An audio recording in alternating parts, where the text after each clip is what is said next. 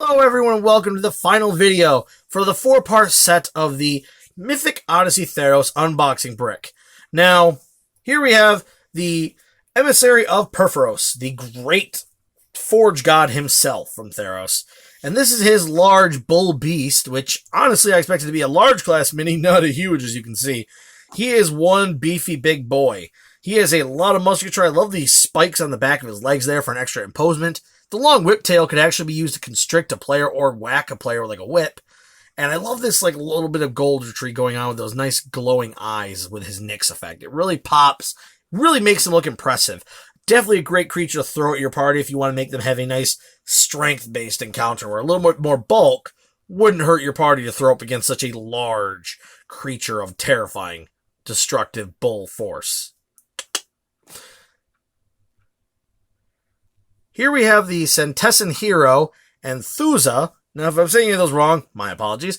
But I actually find her interesting. Now, I know she's a harder to find mini. I don't know if she was rare or more uncommon. I think she is considered rare. I actually like her little swipe effect of the blade going on there. Unique and different. I don't know if maybe she's using a radiant type attack with that slash because it's so clear, but very nice. Very nice miniature. She could definitely make a nice PC or NPC for a group to encounter or play as, because it's just interesting. Be a nice fighter. Maybe, I can't really say a paladin or rogue. She doesn't really scream it, but a fighter would definitely be good work for that. Maybe rogue. Maybe a rogue. Just not ranger or something along those lines. But pretty nice. Let's move on now. Here we have a second Oracle, the first and hopefully only duplicate. I mean, so far I haven't got a single duplicate, so I'm hoping this is the only one. Like I've said, if I ever got duplicates, I might paint them differently. So for this guy, maybe I'll change his gold to silver, give him another paint skin tone, and maybe change the cloak from a red to a green or a blue or something, just so he's different.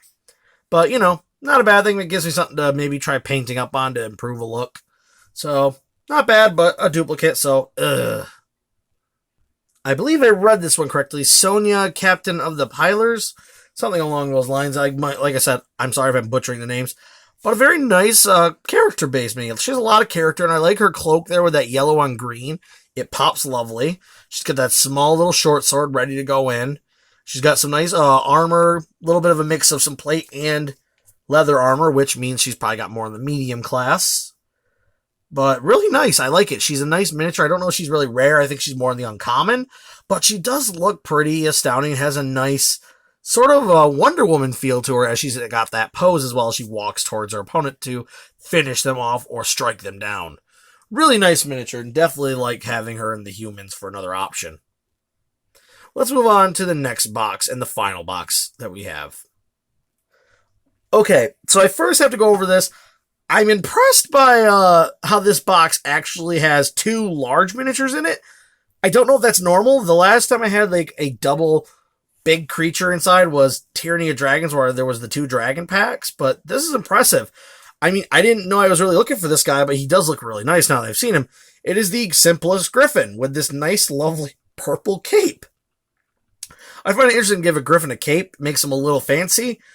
I like they also went with a more winged version of the eagle-headed Griffin instead of just a plain old bald eagle head, and I like the bling that's going here. I like the little gold and little silk robements. Really nice. It adds a different look to Griffins, which is always necessary. I mean, I've seen people paint their own, but it's nice that WizKids is making their own versions of some options. So very nice, and definitely an improvement to the roster of beast minis you can use out there, since this one also adds a little class and fanciment. Next up, we have one that I also was looking for, and actually I'm glad I got him in the last box to the end. We have the Seder Fire Dancer. Now, I love his pyro, like, dancing effect. I love this little fire circle that's being made there. The chain itself is actually pretty thick, and the Nyx effect of the Seder is a little more hidden, which is good. It helps pop more of the mini himself, and not just being a Nyx-born. He also has a nice fire spell distraction, as well as the effect itself looks very well sculpted. He's very lovely paint jobbed and definitely ready for the tabletop without any touch-ups needed. A lovely miniature and a very unique style to the Seders that already exist. Here we have the Leonin Iconoclast, and another miniature I definitely wanted as I love getting Beast Folk, considering they're great to add to campaigns and options for characters to use for their PCs. NPCs. It's always interesting to run to an interesting class. Now, I know these guys hunt down Nyx-born creatures. Any Nyx creature to them is worthy prey to attack and tackle with their great Leonin strength and skill to take them down. Now, I don't know if these guys would be like a monk comparatively for a class, but you could use them for that. Maybe even a fighter, possibly a barbarian, since they're not really wearing any heavy armor, just the shoulder plates and just some simple garments themselves. So a very nice miniature, and I definitely love the long tail for it. Makes it a little different than the other Leonin that's more of a kind of bulkier, heavier hitter. But this guy looks more of like a technical hitter that's going to be more weaving in and out, maybe like a rogue, and attacking and backing off, and then, guerrilla warfare until your opponent dies. So love the fact I got this guy. But let's get on with the final miniature from these two boxes. And here he is, the one that came doubled with a Griffin in that box for the final of my brick. The abhorrent overlord, and definitely the rarest of the set. Look at those lovely crows, murder of crows coming up behind him to help kind of cover that base, but also give him more presence. His wings have a nice curled look to protect him, but also that bit of gold flash in the eyes and the face. Due to his simplistic body design, it makes all these features pop beautifully. And I love the base. It's very strong. I've even given the crows a little bit of a push. They're pretty solid pieces. So once again, just a lovely miniature and a great one to end on. Look at all the nice armor detail going on there and those big grin that he's giving. My goodness, this would be just a terrifying foe to face. And definitely worth it since he is the rarest of the set I've looked up. So, really awesome.